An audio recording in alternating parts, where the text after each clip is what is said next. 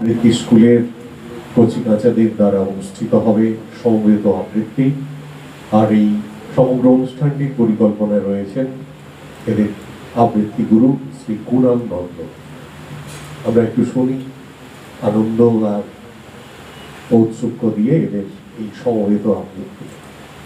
নমস্কার। কবি রবীন্দ্রনাথ ঠাকুরের লেখা বিচিত্র সার। আমি যখন